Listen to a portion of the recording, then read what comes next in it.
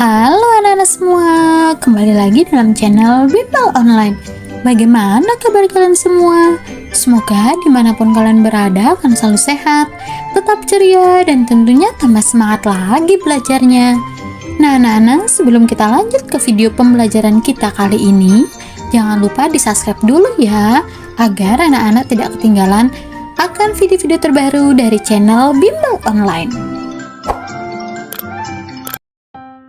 Anak-anak semua, di video pembelajaran kita kali ini, kita akan sama-sama membahas dan mempelajari mata pelajaran Bahasa Indonesia edisi revisi untuk kelas 7 SMP MTS di bab 1 Jelajah Nusantara di bagian topik A, memahami isi teks deskripsi di halaman 1 sampai dengan 9 di buku kalian.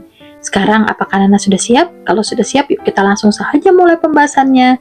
Nah, buat kalian yang memerlukan halaman-halaman lainnya atau kunci jawaban dari pelajaran lainnya, bisa cek daftar playlist ya.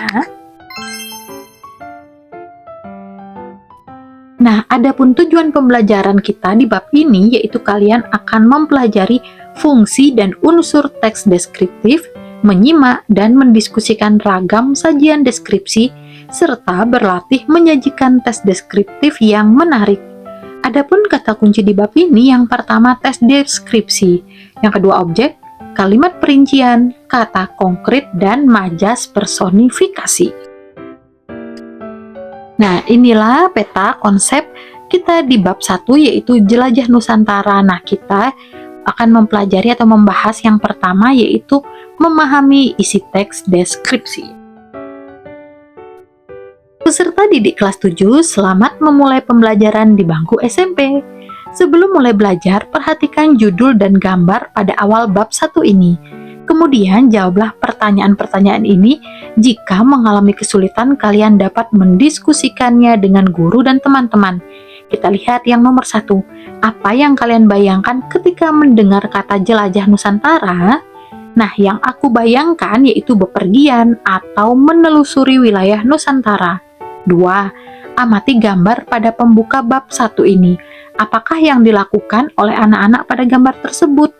Nah, anak-anak sedang melihat brosur tempat wisata untuk mengetahui objek wisata apa saja yang bisa dikunjungi. Kemudian yang ketiga, tulislah nama-nama benda khas daerah kalian, dapat berupa makanan atau kerajinan pada kolom yang sudah ada. Kemudian tuliskan nama benda dari daerah lain yang ingin kalian ketahui pada kolom saya belum tahu. Yuk kita isi bersama-sama ya di kolom ini. Nah, ini jawabannya disesuaikan dengan daerah kalian masing-masing. Misal di sini kakak mengambil contoh dari Jawa Barat. Kerajinan yang saya sudah tahu yaitu angklung, wayang golek, batik paying gelis. Kemudian makanan khas daerahku, peyem, surabi, karedok, tutuk oncom, dan batagor. Sedangkan yang saya belum tahu dari kerajinan khas yaitu wayang kulit, keris, dan ondel-ondel. Dan juga makanan khas pempek atau kerak telur. Anak-anak, bandingkan jawaban kalian pada tabel dengan jawaban teman-teman kalian. Adakah hal yang belum kalian ketahui, tetapi diketahui oleh teman kalian? Nah, setelah membandingkan jawaban, kalian dapat mengetahui lebih jauh tentang benda-benda tersebut pada bacaan-bacaan berikut ini. Selamat menjelajah Nusantara. Mari kita mulai topik A, memahami isi teks deskripsi. Nah, kegiatan yang pertama, mengakses informasi dan mengambil simpulan dari teks deskripsi. Membaca. Rafa menghabiskan akhir pekan bersama keluarganya. Kali ini mereka berwisata ke sebuah puncak yang sedang populer di Aceh, yaitu Pantan Terong. Rafa tak menyesal mengusulkan destinasi wisata ini kepada keluarganya. Ia sering membacanya di internet. Kali ini ia dapat menyaksikan keindahan tempat ini dengan matanya sendiri. Setiba di rumah, ia pun segera menuliskan pengalamannya ini di blognya. Pantan Terong yang Instagramable. Pantan Terong adalah tempat wisata yang sedang populer di kota Takengon. Akhirnya, aku menginjakkan kaki juga di sini. Kalau kalian berkunjung ke Aceh, sempatkan mampir juga ke bukit yang Instagramable ini. Aku jamin kalian tidak akan merasa rugi.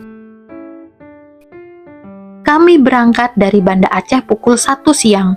Pukul 8 malam kami tiba di rumah paman di kota Takengon. Setelah makan malam, paman menyuruh kami bergegas tidur. Kami akan pergi segera setelah sholat subuh. Siapa tahu kami bisa menyaksikan matahari terbit di Pantan Terong. Kota Takengon masih gelap dan sepi saat kami berangkat pagi itu. Hanya dalam waktu 15 menit, kami sudah tiba di jalan mendaki ke arah puncak bukit. Wow, jalanan kecil itu menanjak dan curam dengan tikungan-tikungan yang tajam. Deg-degan sekali rasanya. Untung paman lihai mengendarai mobil, kata paman. Hanya mobil berkondisi prima yang bisa memanjat jalanan securam ini. Untung saja ketegangan itu segera berakhir. Sesampai di atas, paman memarkir mobil di luar pagar dan kami pun masuk ke dalam.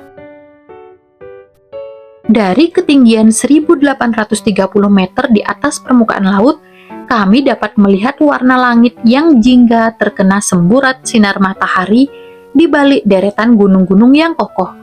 Warna itu kontras sekali dengan perbukitan yang hijau, perkebunan, lembah-lembah yang sangat cantik, dan kota Takengon yang terlihat kecil dari sini. Oh iya, kalian juga dapat melihat danau laut tawar yang seperti berkilau diterpa sinar matahari pagi. Pokoknya rasa kantuk karena bangun pada pagi buta tadi sudah terbayar dengan pemandangan cantik ini. Kata paman, kalian juga dapat menikmati pelangi yang muncul setelah hujan. Wah, aku jadi penasaran. Lain kali aku harus ke sini lagi.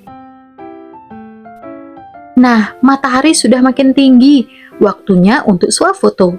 Wah, banyak sekali latar yang dapat dipilih untuk swafoto. Ada ayunan di depan tulisan Pantan Terong yang dicat senada dengan warna bendera pusaka, merah dan putih. Apabila kalian bersuafoto di sana, kalian akan mendapatkan latar lembah yang mengepung kota Takengon di kejauhan.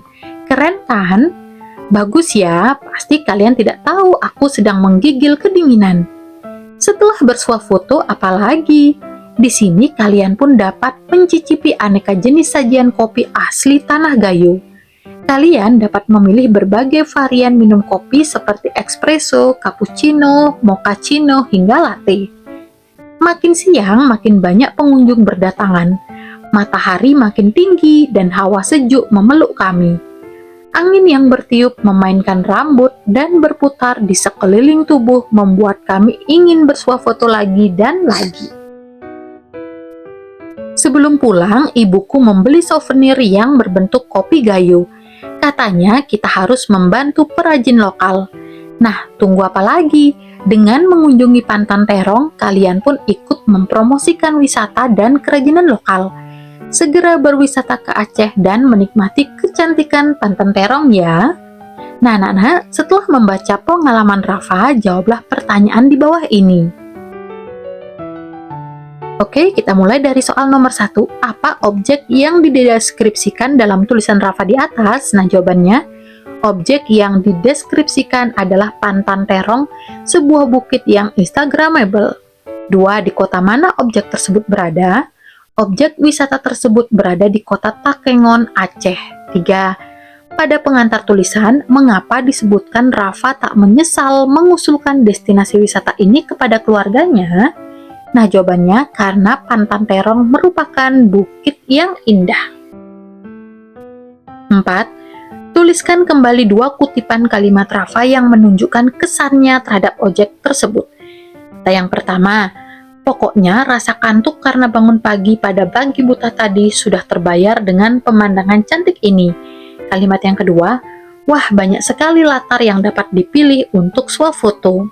5. Tempat wisata tak hanya menyuguhkan pemandangan yang instagramable, tetapi juga kisah di balik terbentuknya bentang alam, cerita di balik pembuatan cenderamata serta makanan khas daerah tersebut. Kegiatan apakah yang pernah kalian lakukan saat berwisata selain mendokumentasikan keindahan tempat tersebut? Nah, jawabannya, selain mendokumentasikan keindahan tersebut, ada beberapa kegiatan yang pernah dilakukan di tempat wisata.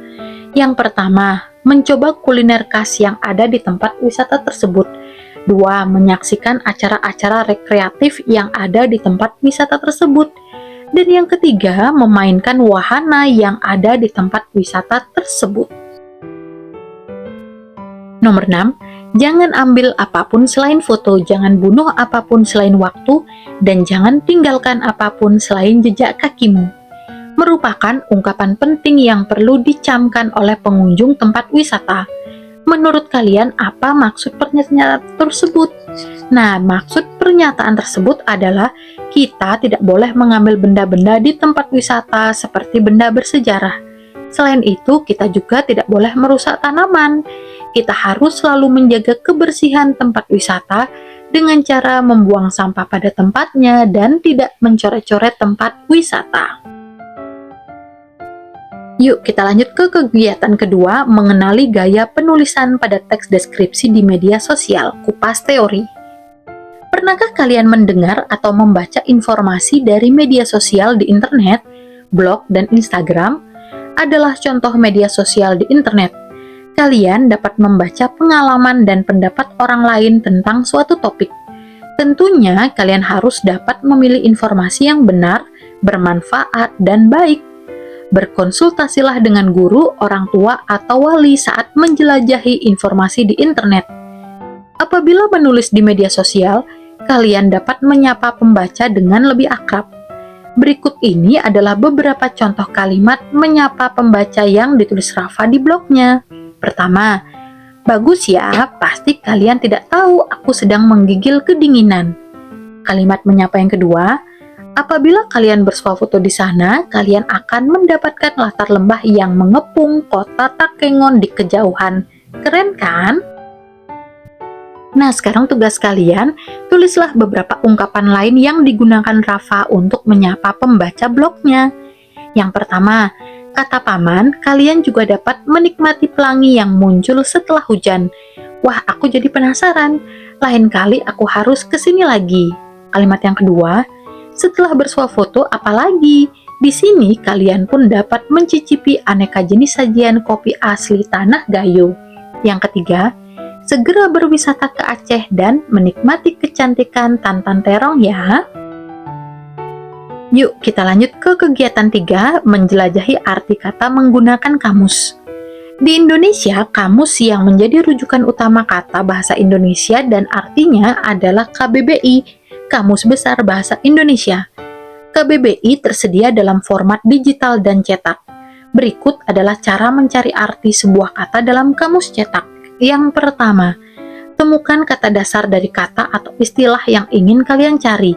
Misalnya, kata dasar meredup adalah redup. Tentukan huruf pertama dari kata dasar tersebut. Huruf pertama kata redup adalah huruf R.